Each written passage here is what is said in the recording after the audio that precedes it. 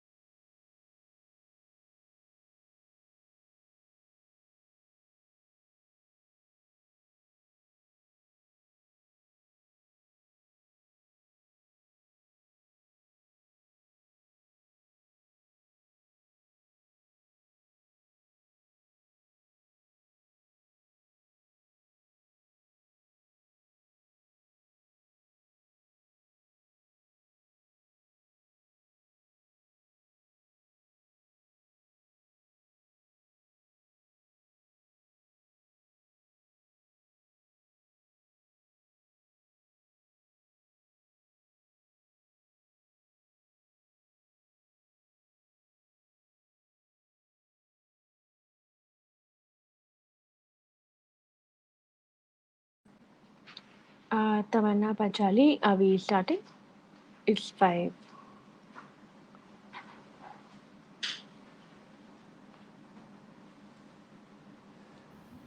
We are waiting for Chaitanya Karya. Okay.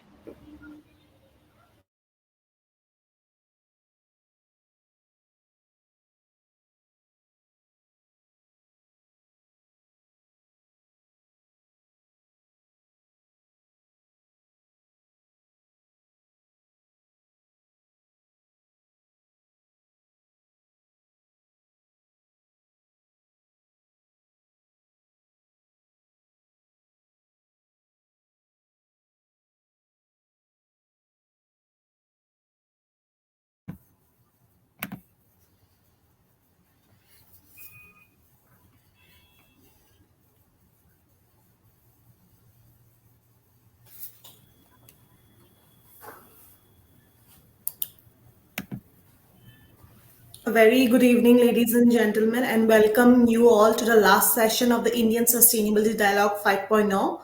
I would like to start with inviting Dr. Amar Patnaik, Member of Parliament in Rajya Sabha from Orissa, to deliver the valedictory address. Over to you, Dr. Patnaik.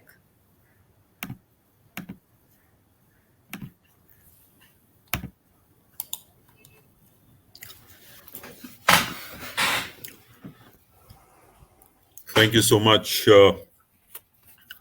Panchali, and thank you to all the organizers of the India Sustainability Dialogue 5.0. It's a pleasure indeed to be associated with the United Nations Global Compact Network in India because they have been the most visible and credible face of almost all stakeholders, including the private sector, in pursuing the 10 United Nations Global Compact goals relating to human rights, labor, environment, and anti-corruption, and of course these 17 development goals. Uh, though I had heard in parts, bits, and pieces of today's deliberations, I could see that the entire gamut of topics that covered the spectrum of sustainability, right from strategy to execution. Being a member of the Parliamentary Standing Committee on Finance, we often interact with the Niti Aayog on the sustainability development goals and how to make sure that these goals are internalized and localized to the lowest level of administration that we have in India, which is actually the Gram Panchayat. In fact, I'm very pleased about the fact that the efforts that we have so far made in India relating to matching the various schemes and various efforts that the government makes towards achieving the sustainability development goals has reached some kind of finality, in the sense a lot of schemes have been matched at the subnational level, which is the state levels. But at the sub-national level, which is the district level, the work requires to be expedited. But what is my biggest worry, which I want to bring it out to you today during after all your deliberations, is the fact that if we have to really reach the sustainability goals, then we have to internalize some of those practices, not just achieving the metric, getting a particular figure in the metric, but internalize it. And that internalization can take place only at the household level, and those households are in the village panchayats. Therefore, panchayats have to be made the unit of implementation of the SDGs, and that's what I have been harping to the Niti Aayog also in the Parliamentary Standing Committee, because the achievements, the outputs, the outcomes which gets measured at the district level, at an aggregated level, are sometimes may not really convey the kind of achievements that you have made or are required to be made. Where are our shortcomings? Where are our faults? That would come out much more if we can do it at the GP level. Given the level of technology that we have, given the level of IFMS we have, that the integrated financial management system, so we really have systems in place to trace expenditures, trace outcomes, at the GP level, and therefore we must strive for that, and that should be one of our goals, one of the goals of the Global Compact too. They could actually have a wider consultation on how to reach at that level by involving the people at the local self-government, the GPs and the block panchayats. The second point which I want to make is relating to the in the entire process of achieving the sustainable development goals and achieving the climate goals, the fulcrum, the item or the element which is at the core are the people. The people are the ones who have to actually implement or kind of internalize and implement the sustainability development goals, and the people will do it through various institutions. So institutions, both formal as well as informal, are at the core of implementation of the governance structures and of the entire ecosystem of achieving the broad goals of sustainability and climate change. Therefore, we have to invest much more in building this trust between people and the institutions. And these institutions are, as I said, and therefore I've been harping on the Gram Panchayat level institutions, because they are the institutions which are interacting with the people on a daily basis at the lowest level, and that's where we have to work hard.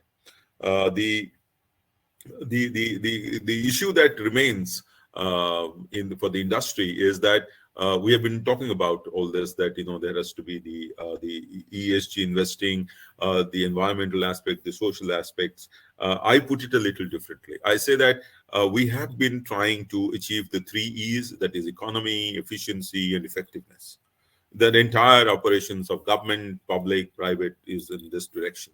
Now, if you just bring in 2 more elements, that is equity and ethics, then I think it covers the entire gamut of sustainability and achieving sustainable goals. And when I say equity, I mean it's not gender equity, just not social equity. It is equity in all its manifestations, and that is equity in social sphere, equity in the economic sphere, equity in the political sphere, so that you avoid the elite captures that takes place, equity in the gender sphere, equity in opportunities, equity in skills, and I always call it as the symmetry that exists. It's an octagon, and we have to the entire effort has to be to reduce this asymmetry, reduce this inequity, and this calls for obviously the people who have got something to cede space, to disempower themselves, to give up something, and people who have historically suffered have to be given an opportunity to improve.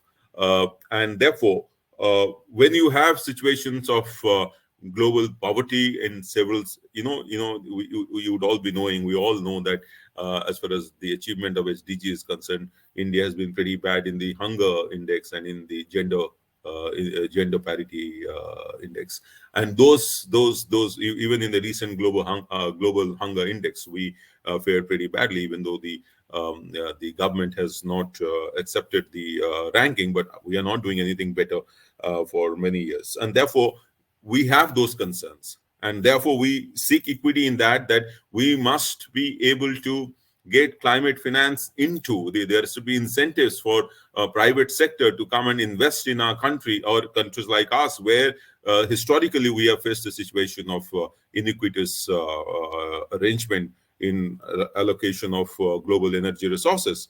And therefore, given that, we still all countries will have to do it as per their NDCs, and we are doing very well, as India has committed and is probably achieving even more. Therefore, there should be incentive for this, and it should not be left to one poor India just being the flag bearer. I think every country has a responsibility. I just returned from the European Union ambassadors meeting in Geneva and Brussels, and we are talking about green multilateralism.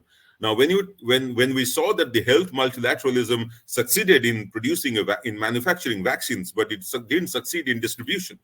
And similarly, when in terms of climate multilateralism or green multilateralism, the multilateralism has to work in all its facets, all its manifestations. The climate finance that is supposed to come to our country should come from the private sector beyond our country. The kind of promises that has been made by the developed world has to be met.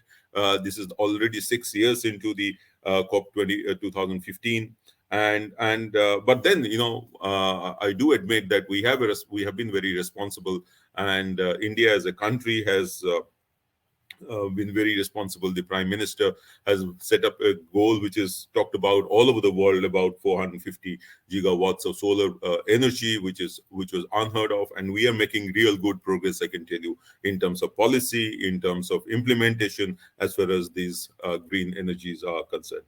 What we have to do, I feel that this. More work is required to be done at the people level, at the village panchayat level. More work is required to be done for ESG investing. It is happening already, but we have to make it much more attractive. And it should be actually the climate finance now has to have various kind of innovations. Now green bonds are there in some countries, and the swaps are there in some countries. But at the same time, if we start having what the European Union is having in terms of the carbon tax, that import tax that they're proposing to have, then there will be trade wars, because India could also impose similar kind of historically neglected sufferings and put it in the form of a tax, and that would again create trade barriers. So this equity in everything is something that all of us should strive for while achieving the sustainability development goals. And therefore, very important that the leadership is very mature, and the leadership itself has to come not just from countries, not from the private sector alone, not from the public sector alone, but for every person in this globe. And therefore, we talk about things like circular economy. We have to realize that net zero is actually net positive. The leadership has to convince people that net zero is net positive. And even if we people understand, those who have historically not exploited the natural resources to that extent, it is unfortunate that the people who have actually exploited do not really understand that net zero is actually net positive. And therefore, the leadership has to be extremely careful or extremely persuasive in persuading people all over, those who have had the best of times, to start investing on ESG, and that's the only value creating opportunities. The opportunities are many. The green recovery, fortunately or unfortunately, we have reached a stage in which after the pandemic, many countries have suffered.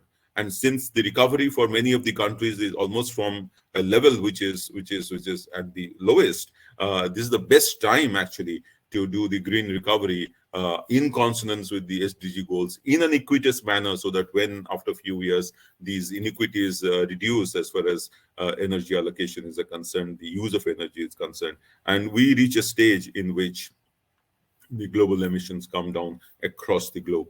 The last point which I want to make, which I thought is very important, is that the institutions, our financial institutions, our big tech companies, they also have to think about climate.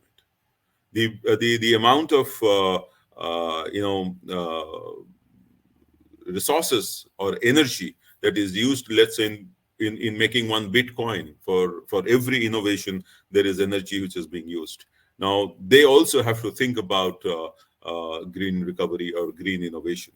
And that's where I think the future would remain. Some of these policy measures which the SEBI has, for example, taken, business responsibility and sustainability report. Every business has to forecast what kind of sustainability measures they are going to implement during as their business progresses, are only, I think, piecemeal. What has to happen, however, is that the big tech and the big businesses have to think how the energy that they're using for innovations is as green as possible. I would end by saying that we are at a time when, particularly in India, where issues of food shortage, issues of, we have seen the kind of health infrastructure that is required. the kind of irrigation that is required, the kind of subsidies that we need to give to people to survive on a day-to-day basis. Now, given these kind of humongous challenges for 1.3 billion people, we are doing pretty well, I must say. And we as a nation are doing pretty well. What we have to do is that we should not be satisfied with what we are doing. We have to take this leadership role now in the world to show to the world that we can still grow and we can still be green. Thank you so much.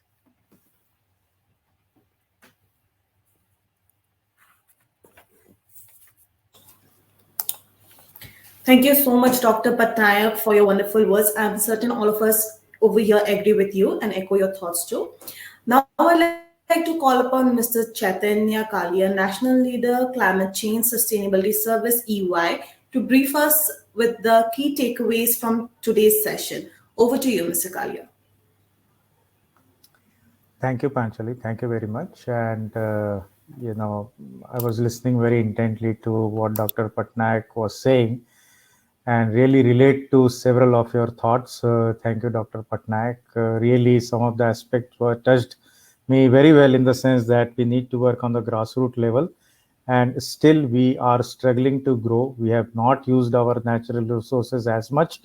And as we get closer to the COP26, probably the same discussion will again going to come up, but then we know where we stand. So thank you very much for bringing it at the very much in the upfront. Thank you so much. So, we are as coming closer to today's session, and I've been given responsibility to sum up the session, which is almost an impossible task. So first of all, my apologies to all the esteemed speaker. We have been listening towards the day. Rather, what I want to do is, think through how we organize this session and what could be some of the takeaways, what we have learned since morning. We have such a wonderful gathering of, learned speakers, panels, everyone, starting from very much in the morning. And there was, this inaugural session, and we have people, talking from UN, GC, UN Global Compact, giving their point of view from BMW, also my colleagues from EY, and talking about what overall perspective as a outside in that we bring in together. So these are the initial talk discussion about in the morning session that we talked about. Definitely the UN is continuing to play a pivotal role, and we have listened to them, and we have gathered some of the points that EY colleagues and they have noted and passed it on to me, is related to few pointers. And as I said, probably much more deliberation going forward would be required. Is that the UNGC, the UN Global Compact Sustainable Development Goal, has probably not reached the entire, I would say the sector, business sector, which will then include also SMEs, small and medium enterprises, sometimes even all the PSUs or government-led enterprises. So I think there is a need to do some work around that. Also, if you look at the other aspect, which is stated from the UNGC, our UNGC colleagues, or when we are talking about these SDGs and connected, net zero target, etc. Point is what it will mean for them, and therefore I'm saying probably more such deliberation would be required. Ultimately, to take it to them, to make them understand, probably this one question we need to answer, that all of these things, what it would mean for them. Once that is answered, probably addressing some of those, their queries, their anxiety, and how we make them act on some of these parameters are more important. Otherwise, as my colleague Shivasa spoke about, is these ESG aspects and the decarbonization aspect and these mega trends, they are sometimes more and more worried that what is going to likely to happen, rather than getting integrated into the overall aspects of protecting the planet. And then therefore our colleagues from the BMW, they talked about what are some of the next things are coming up in terms of EVs, and from where the next changes are happening, how we are going to help everyone with terms of skill development, or not only skill, also in terms of looking at technology, etc. So all of that probably we have as a nation, probably we have to bring it together. I think that's what my takeaway from the inaugural session. Very, very interesting and thought provoking. Our next panel, the first plenary session, was very interesting about looking at what could be the ESG driver. And again, a STEM panel deliberated on 2, 3, 4 key questions. And of course, there has been several point of views and coming into saying that, okay, how this ESG can be integrated into the business. And I mean, a lot of it is already happening. We have heard the panel members to talk about it, giving examples that what it is happening. And then can it be done in a very much more organized manner? Can it take it to taking up certain goals and targets? Probably the key takeaways is that it has to be an inclusive approach. It has to be an approach which is fundamentally dependent on transparency, and it is also a lot of change will happen based on the technology, based on R&D, etc.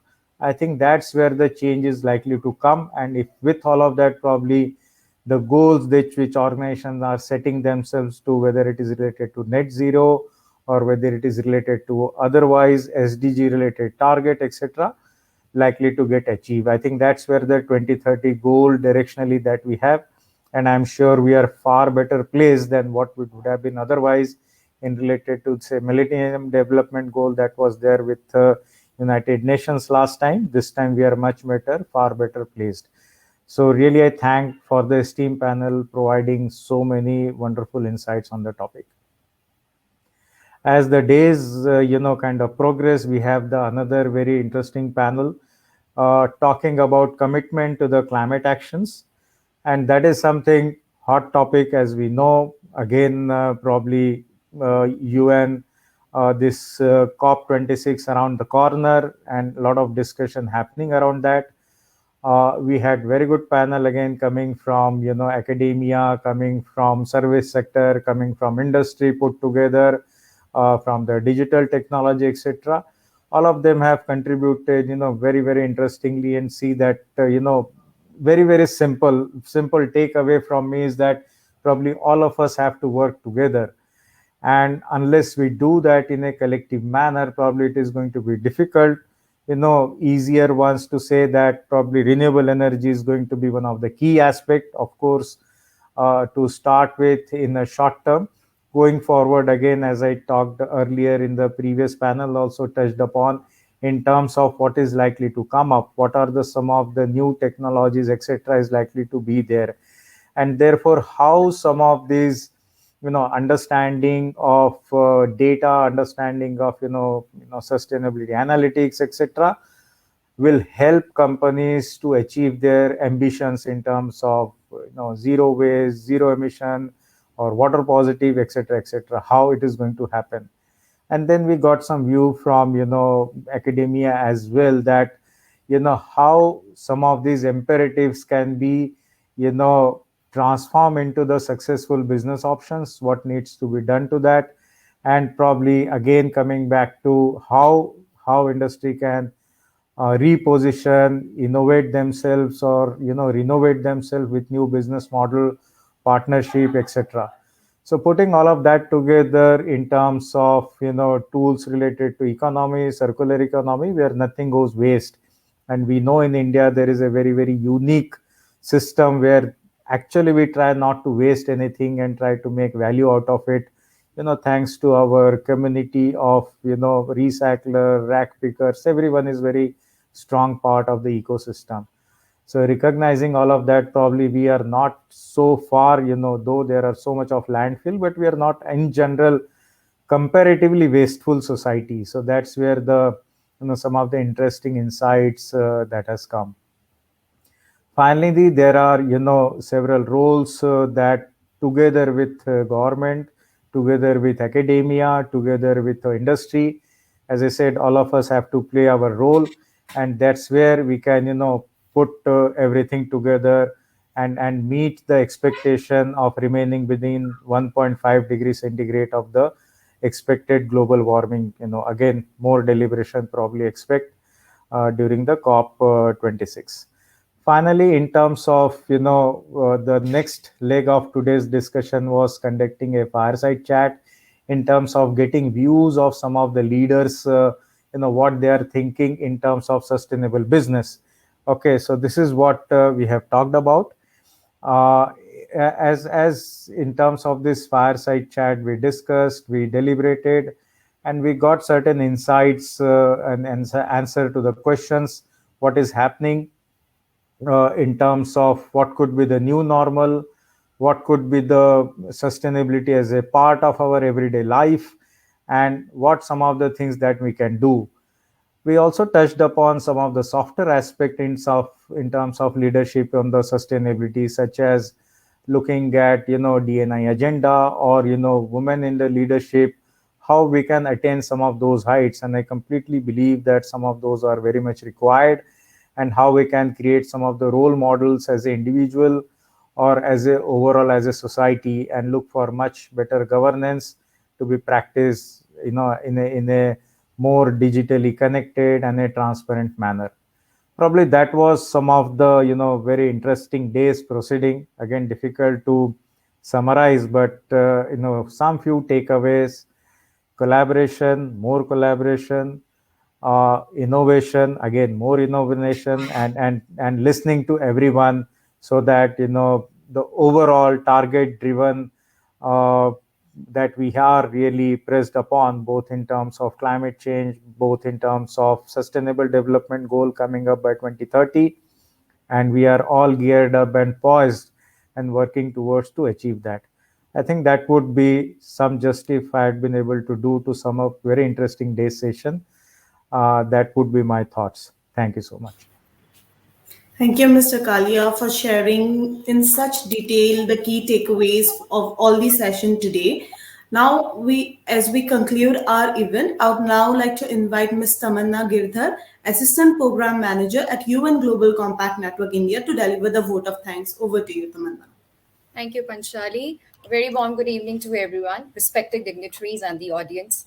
I would like to extend our deepest gratitude and a hearty vote of thanks to all the distinguished speakers for participating today at India Sustainability Dialogue 5.0 on accelerating sustainability.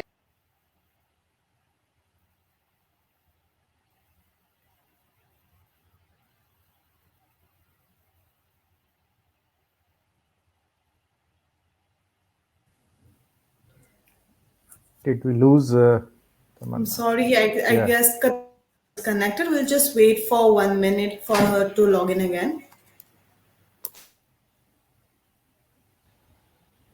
Sorry, I'm back. Yeah.